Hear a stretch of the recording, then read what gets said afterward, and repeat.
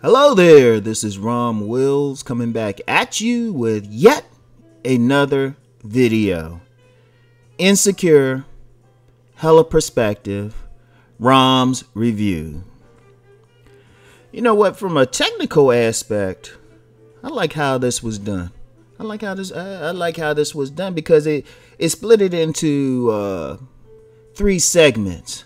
30 days with Lawrence, 30 days with Molly, and then 30 days with Issa. Man, they must have known that Uncle Rom and the Master Teacher BGS would be doing reviews on this joint. They done made the job easier. But seriously, just from a technical point of view, that's great. That was a great way to really present the story. I was just like, oh, okay. And just basically how they got to where they got. And it was interesting because during each of their segments, their lives like subtly interacted from each other. And even just using the word perspective, it was just like, okay, this is this person's perspective, and then, you know, this other person's perspective. So I like that. But you know what? It started out with 30 days with Lawrence, right? But actually, technically, it started out with Issa. You know, she was walking along some boulevard and all these stores were closing and everything. And that was probably metaphorical. It was, you know, the neighborhood was changing.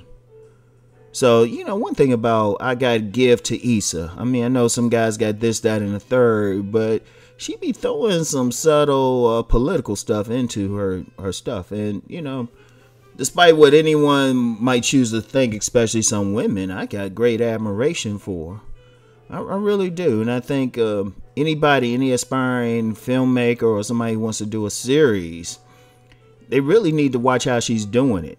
Because really, if you really look at everything, it really is the way that black writers used to write back in the day. They didn't just write entertainment. And despite what some people think, this isn't entertainment. She's sending a message out there, just very subtle. But that's how a writer does it, you know. And her main message, because I saw an article that talked about her. You know, she said her stuff isn't for white people and it isn't for dudes. It's made for black women. And you know, somebody had commented somewhere that, you know, sisters ain't looking good, but maybe that's the message that she's sending. So I mean, that's what writing is all about. You know, you need to really, an artist has the ability to really influence behavior in the real world, regardless of how they do it, whether it's through music or, you know, drama. And in fact, I'm going to get more into that perspective later. Well, not in this video, but when I do a video on why the hate on Lawrence. So anyway, let me get into the review of this. All right, so 30 days of Lawrence. We first see Lawrence with Aparna, you know, running in this 10K. And well, I got a comment about Aparna, but I'll save that for the Romeo review. Yeah, fellas, I got the Romeo review coming too. So depending on which one y'all want to watch. Anyway, right? You know, and then it cuts to Aparna sitting on the counter at Lawrence's place. You know, she got the nice sexy stuff on, got the mini skirt on and all of that stuff, right? And, you know, it implies that they're about to have sex. Okay, good. Anyway, right? And then we cut to them in a restaurant, and then this is probably, you know, part of that that good filmmaking I said. You know, he's in a restaurant, he sees Molly coming in with Quentin. Oh yeah, we got something to say about that later on. But, you know, they sitting in there talking, and then, you know, the conversation goes to her having sex with another one of her co-workers, Colin. It was like, oh, I'm just drunk. But, you know, that kind of sets the tone. Because then we see Lawrence, Derek, and Chad hanging out at his apartment. You know, Derek and Chad are putting in a TV, hanging up a TV for him. And one of the things that was very subtle, and this is another thing I'm going to go over in that video I'm going to do on Lawrence in a couple days. Or that might come out tomorrow, I'm not sure. But he is steadily upgrading. And that's been a subtle thing throughout this season.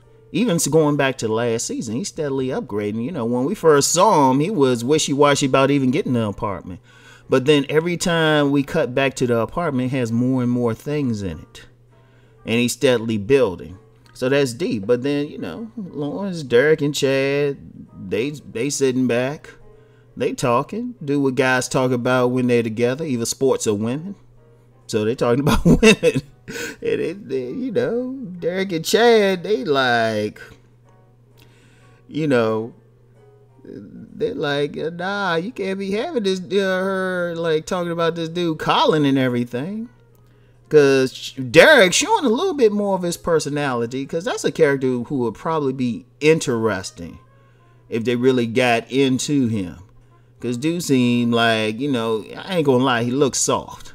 But dude got some inner thug or something, because he was talking about his own wife having some dude on her job named Freddie, and he just said, I dealt with it. It's like, okay. So we see Lawrence and Aparna again. You know, they in a car, they driving someplace. Lawrence brings up Colin because Aparna, she's on her cell, and he's like, "What is that, Colin?" Because she's laughing about something. She's like, "No," and she's getting pissed. You know, she ready to get out the car. And then she's really want to get out when she sees that Issa is calling him. It's like, he was like, you know, she's like, yeah, talking about a pile of shit. You know, it's like, wow. And you know, that whole vibe there, I had a feeling something like that was coming because, you know, she on the job, she done slept with somebody else, and you know, Lawrence, he still ain't at that thorough stage. He's transforming. You know, he is slow. He's becoming that truly select dude. Not quite Mr. Goodbar, but the masked man. Right? So he's getting up there. But, you know, he's still going to have some insecurities and everything. And now I ain't going to say whether he's right or wrong for this. I mean, honestly, in the same position, if I'm on a job and I was even foolish enough to deal with a woman, but I knew she dealt with another guy on that job and she's still cool with him, she'd be just strictly on a sex partner tip. Real talk. She'd just be on a sex. I wouldn't even take it that seriously. You know, not at that point. Because I'd be like, let me just sit back and watch. I'm going to still hit it, though. But I'm going to sit back and watch. But, you know, Lawrence, he ain't built like that yet. You know, if they do a logical progression, he will be like that masked man. And I know some women out there don't like that character, but that's how they start, y'all. That's how they start. That's why I tell women, catch that guy early. Catch that guy early, because if he get to a certain point and there ain't a woman standing beside him, he ain't gonna want to settle down. So, anyway, the last we see in that 30 Days of Lawrence segment is Lawrence walking into, you know, his old apartment. Right? Now, we don't know what's going on at that point, but then we find out later in the 30 Days with Issa segment, and I'll get to that, right? Now, Molly. Yeah. We see Molly and Issa at her place and stuff, and, you know, Kelly was in there doing Kelly, which is cool. But they were talking about Quentin. And you could tell Molly really ain't feeling Quentin. Yeah, Quentin thorough. Told her what's up, but she still ain't feeling him. It was like, yeah, he got everything she wanted, but the unspoken thing is she probably ain't physically attracted to him. I mean, it is what it is. It's unspoken. They don't even want to come out and say it. But it's there. She ain't, because Eve, you know what? You know, they even showed, Molly even showed Issa a picture of him and stuff. I don't know if it was in that segment or another one. I ain't got to look at that again. But whatever the case, she saw it and was like, you know. And then, you know, they go on with Molly interviewing with a black firm. Like I said, something about Issa Rae, the executive producer. She's very subtle with her stuff. And that's some really good writing. And it sends a real powerful message, right?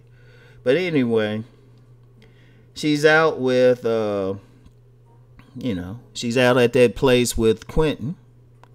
again, and you know, she spots Lawrence. She spots Lawrence, and you know that whole perspective thing, colliding again, because now we see it from her perspective. But you know, nothing about it. But then she's in a therapy session. She's back with the sister. You know, it is funny. The sister picked up on it. She called Quentin a homie.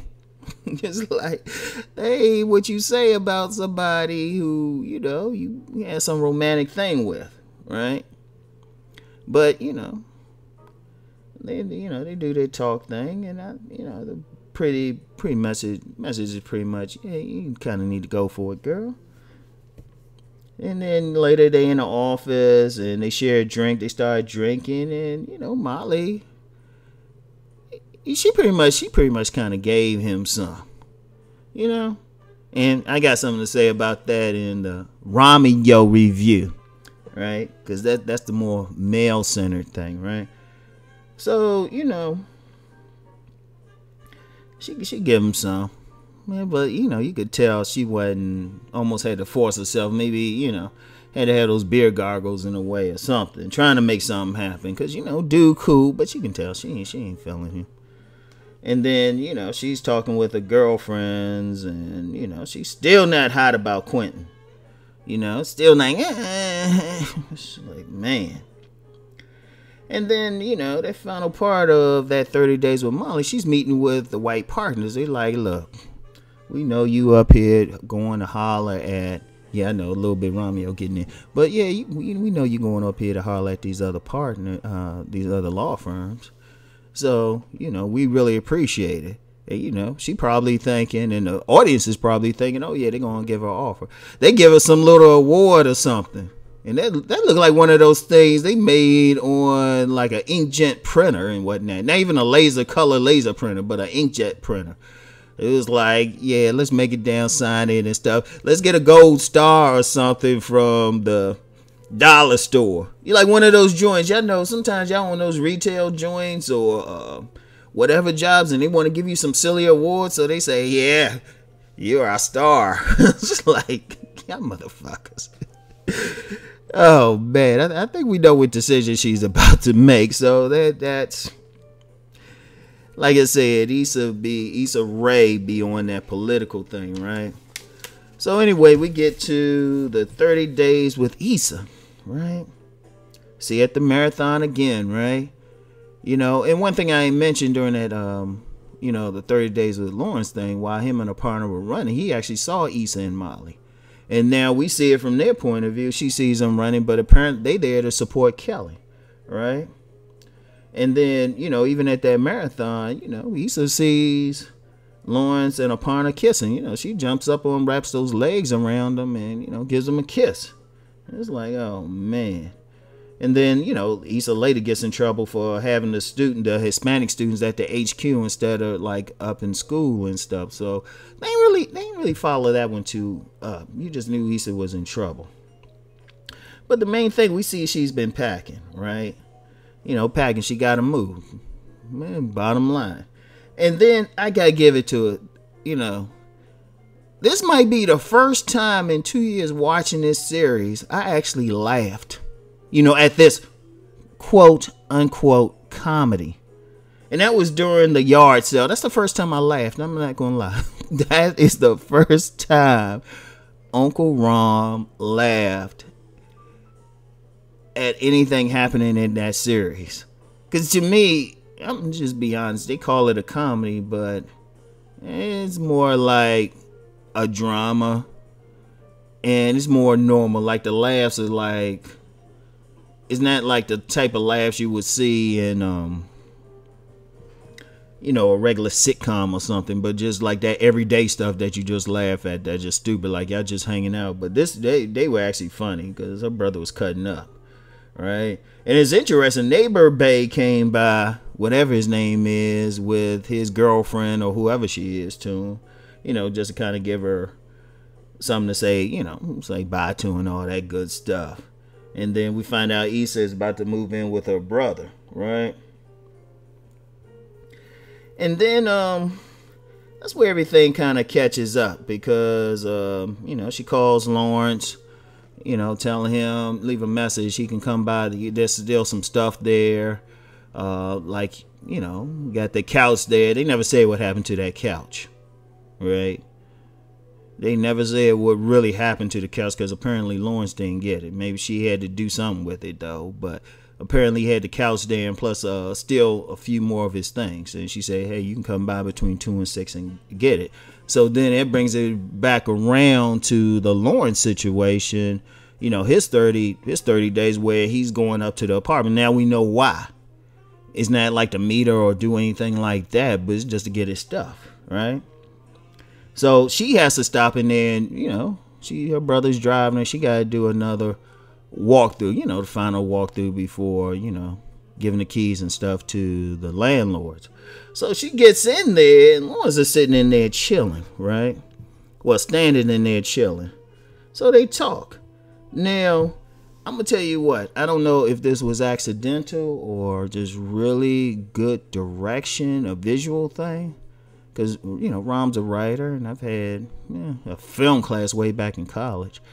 But it was a scene, he was standing on the wall, and then she went into the kitchen. It's like one of those little cutaway, well, I don't know. But whatever the case, there was like a big wall between them. And it was just there for like a few seconds, but it was almost metaphorical. Like, you know what?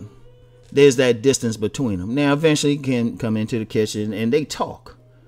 And I'm going to tell you the truth. This is probably the first time that both of them acted like adults. And that was real closure right there. Because, you know, he said he's sorry for not being who she expected him to be. He was just like, you know, things happen and I get caught up, or, you know, I get down on myself, all of that. And if you remember the first season, the first show, you know, because at first he looked like a bum, but then it was look like, well, hold up, this dude graduated from Georgetown, and one of the things he said, one of those first episodes, maybe the first episode, he was like, all his friends had passed him by. So you get a better idea of him. But then she apologizes for her part for cheating. Now, first time she started being a grown-ass woman, you know. And she says, you know, it didn't really mean anything and all of that. And you know what? They profess their love for each other and hug. But it's a grown person thing. But then, you know, he's at the door. Then he gets on his knees. And I'm going to be calm for the Rom review, but I'm going to go crazy on this for the Romeo review. All of a sudden, he's proposed to her. All of a sudden, we get this sequence where, you know, first they having sex, and then, you know, she pregnant, they popping out a baby. And let's put it like this. I sounded like Sam Kinison during that thing for the old heads. Because I was just yelling no. I'll be more, I'll demonstrate a little bit better during the Romeo review. But we find out it's a dream sequence, and I'm not gonna lie. The whole time it was happening, I was like, "Please be a dream sequence, please, please, please, please." Right? I mean, I'll explain during the Romeo sequence, during the Romeo review, right? So anyway, and I'm gonna tell you the truth. I think that would have been the finale if it wasn't renewed for season 3. I really do think. I mean, I could be wrong. But I think the last scenes after that would have ended the show, because you notice the show was a little bit longer. I think that would have ended the show if this would have been the last season. I think because a lot of times they'll do that with movies, they'll do that with TV shows. Something will happen, like they get renewed, so they got to come back and film some other scenes. And I think it would have ended right there. If this would have been the last season, just do that whole, okay, they get back together, boom. But since they got a third season, they was like, okay, we can't get them back together. That's half the plot. So anyway, right, we see Molly and Issa later drinking at Molly's place. You know, they chilling, you know, doing that girlfriend thing and all of that. But then here's the interesting part. We see Molly, you know, she getting all sexy and glammed up. And we really don't know what happened with Quentin. So, you know, she get a knock on the door. She answers with lingerie. Who's standing there? Dro. Great value, I'll be sure. In the Romeo review, I call him something else. But he's standing there. You just like, she went back to him.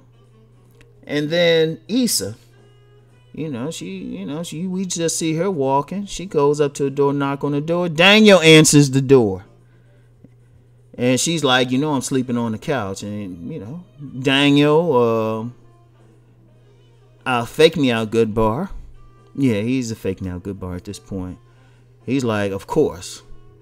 I'm sorry. I can't save this one for the run. Well, I'll give y'all a preview of it. I'll say it calm in this one.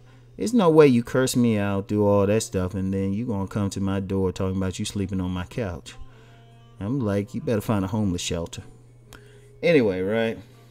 It's interesting that despite everything, like despite Molly, really trying to make it work, last show we saw her like rolling from Dro, right? But she still ended up back with him, knowing everything. Still ended up back with him, And then Issa, despite everything, despite having a fantasy about being married to Lawrence, despite telling him that she made a mistake in cheating, despite telling him that she loved him, still went back to Daniel. And I thought that was deep because that's that imprint. Even with Molly, even though Dro wasn't her first, one aspect of the imprint I've never discussed, because it's kind of rare, a lot of times women, they get hung up on that guy that they wanted to sleep with. That can happen. Some guy they had a crush on or they really liked or something. That can get in there too. The imprint isn't like some static thing. I mean, because even when I say the 3 people thing, it could be one person, but it's still there. And in a way, she probably really wanted him, which is why she can't really let him go. Despite everything. But that's a whole other conversation. But anyway, it was I actually liked that episode the best. Just from a technical point of view, how they did it and everything. Now it'd be interesting to see where they carry it next year, especially with Lawrence, because Aparna, even though she's mad at him, think about it, she kind of worked hard to get into him and stuff. She ain't gonna roll from him just like that, and she showed the ability to still be cool with someone she had been having sex with. So where that goes depends on where Lawrence goes, Anyway, we'll see when we do this again in a few months. All right. Anyway, that's the regular Rom review. Check out the Romeo review. That's the male-centric one.